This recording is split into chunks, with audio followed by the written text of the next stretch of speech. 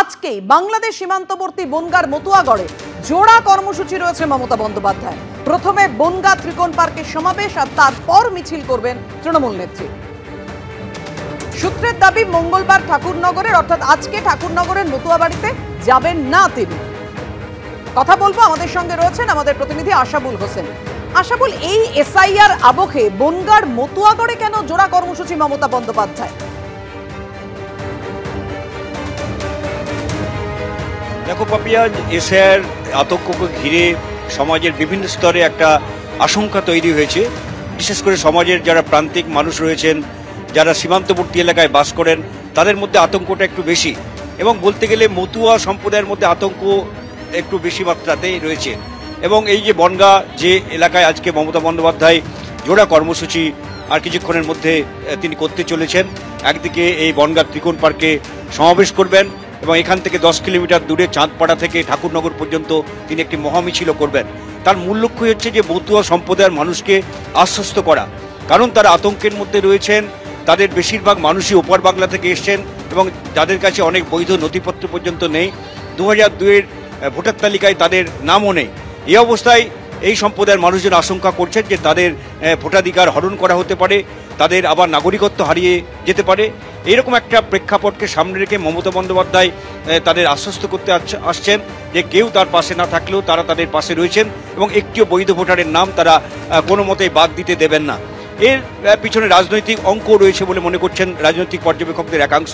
তুমি জানো যে গত লোকসভা নির্বাচনে এই মতুয়া সম্প্রদায়ের একটা বড় অঙ্কের ভোট সেটা কিন্তু বিজেপির দিকেই গিয়েছিল। তৃণমূলের কাছ থেকে সেটা বিজেপির দিকে চলে যায়, ফলে অনেকগুলো আসনে বিজেপি তারা ভালো ফল করে। কিন্তু এবার যে এসআইআরের যে প্রেক্ষাপটে যে আশঙ্কাটা তৈরি করে হয়েছে, সেই আশঙ্কাটাকে তৃণমূল রাজনৈতিকভাবেও কাজে লাগাতে চাইছে। যে বিপদের দিনে তৃণমূল আছে, এই বার্তা নিয়ে মমতা বন্দ্যোপাধ্যায় তাদের পাশে আছেন, এই বার্তা নিয়ে তাদের সমর্থন পেতে চাইছেন বলেও রাজনৈতিক পর্যবেক্ষকদের একাংশ মনে করছেন।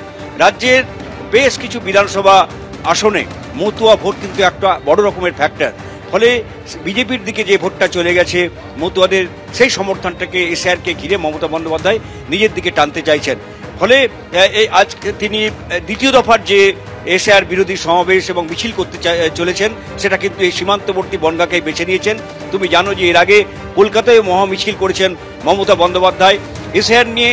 তাদের মূল যে বক্তব্য যে এসআইআরটা করা হয়েছে যে বৈধ ভোটারকে অবৈধ করার জন্য, তাদের ভোট বাতিল করার ষড়যন্ত্র করা হয়েছে।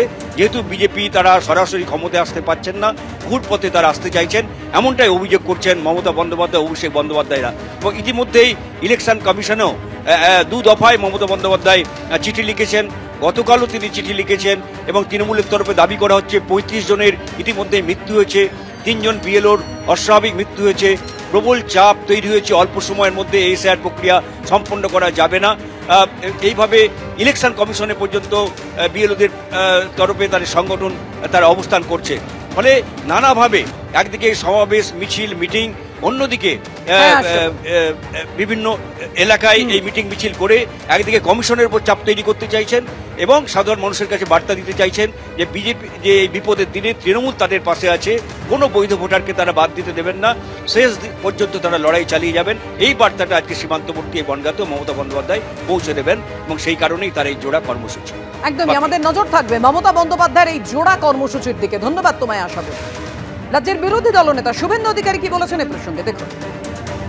মমতা ব্যানার্জি মালদার গাজলে দাঁড়িয়ে গুরুচাঁদ ঠাকুরের নামকে বক্রোক্তি করে অত্যন্ত খারাপ ভাষায় কথা বলেছিলেন, তারপরে আজ পর্যন্ত ক্ষমা চাননি। আগে ক্ষমা চান আজ বিকালে গিয়ে।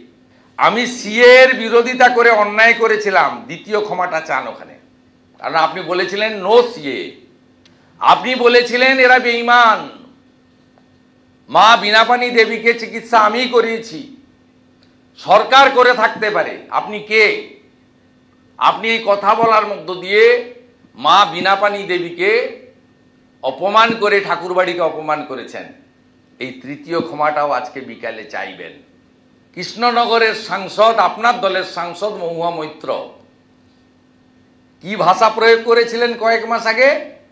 বলেছিলেন কাঠের মালা পরে তোমরা আমাদের মিটিংয়ে আসো, লক্ষ্মীর ভাণ্ডার চাইতে, ভাতা চাইতে, আর 100টার মধ্যে 85টা ভোট তোমরা বিজেপিকে দাও, এই ভাষায় অপমান করেছিলেন। আমি আশা করব আপনি মহুয়াকে সঙ্গে রাখবেন আজকে, এবং বক্তৃতার শুরুতে আচারমালাকে কাঠের মালা বলার জন্য হাত জোড় করে মহুয়াকে দিয়ে বনগাঁতে ক্ষমা চাইয়ে নেবেন।